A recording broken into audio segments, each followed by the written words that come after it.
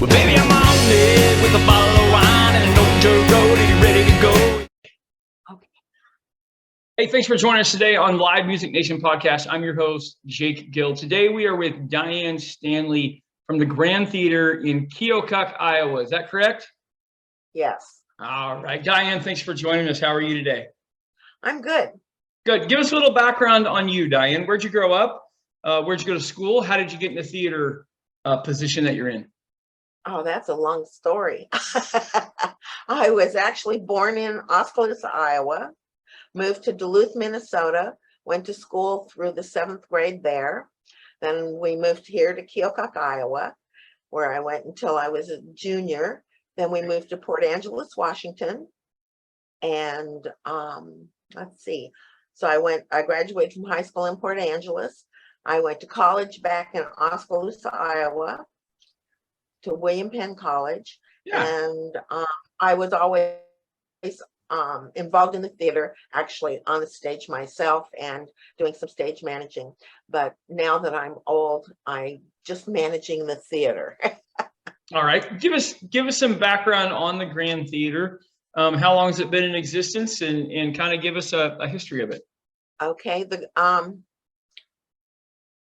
The Keokuk Opera House was built in 1880, and on December 7th of 1923, it burned to the ground. Oh, wow. Local businessmen decided that Keokuk needed a theater, and so they rebuilt. And they had it started by January of 1925. So that took a lot of effort in those days to build a theater in that short a time. So it's been as the Grand Theater in Keokuk, it has existed since 1925. Yep.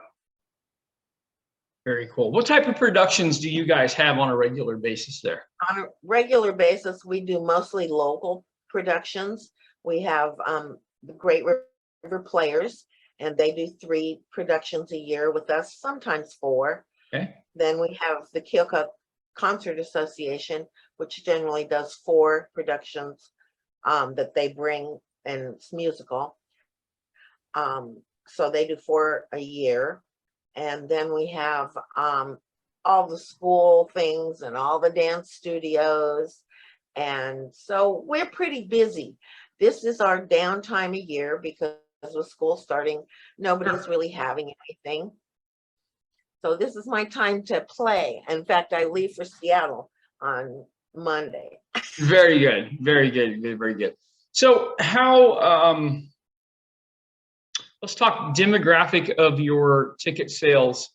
Is it more young, more youth? Is it more middle-aged? Is it more retired? Who's your main clientele when it comes to ticket sales?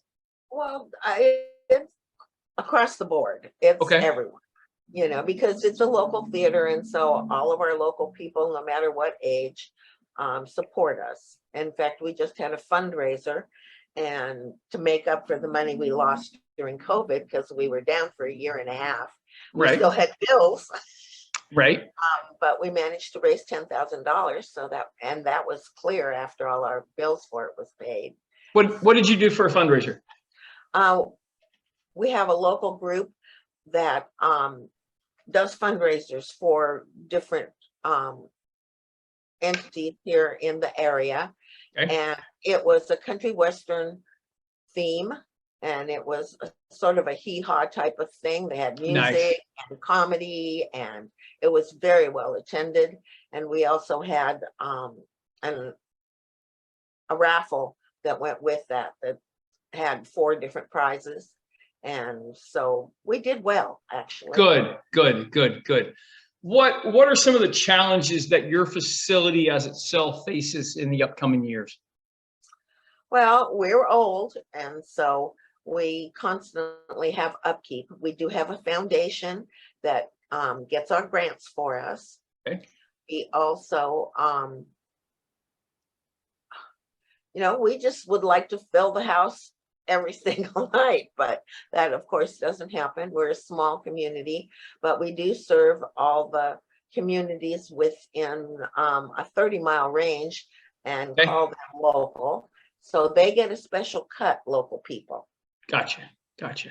Very good. Very good. And you guys are a nonprofit entity, correct? Yes, we are. Very good. Very good. By the Dianne, way, let's have a little fun because you have a theatrical background. What's your all-time favorite production that you've personally seen? that I've personally seen. Yes, ma'am. Oh my gosh, I don't know.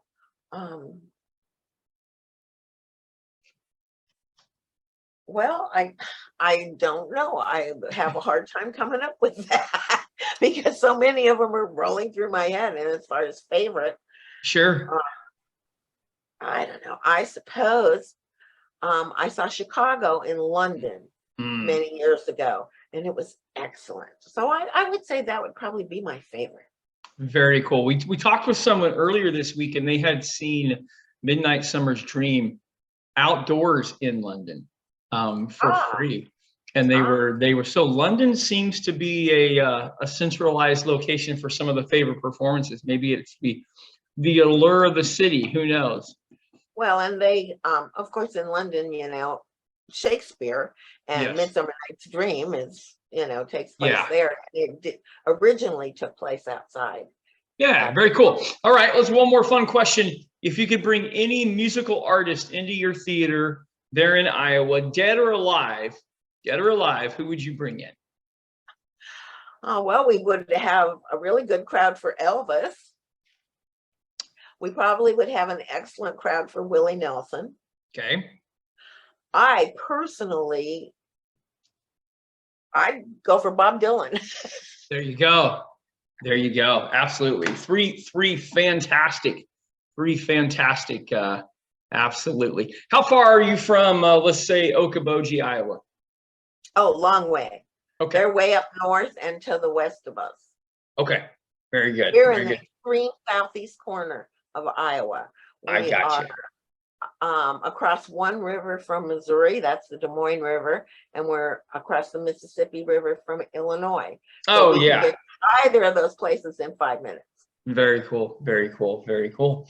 Well, thank you for coming on with us today. Thank you for giving us an idea of what the theater standpoint and live entertainment is doing in Southeast Iowa. Dianne, thank you for your time and good luck on your vacation.